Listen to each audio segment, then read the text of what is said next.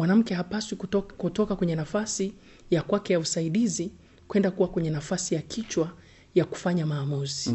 Manake sisi wanawake tumepewa nafasi ya kusubmit, kutii, kunyenyekea. Lakini mwanaume amepewa nafasi ya kuwa kichwa. Na mara nyingi wanasema kichwa si kwa sababu tu wewe ni mwanaume una uwezo wa kuzaa. Kichwa ni nafasi ya kiroho aliyopewa mwanaume iliyolingana na nafasi ya Kristo.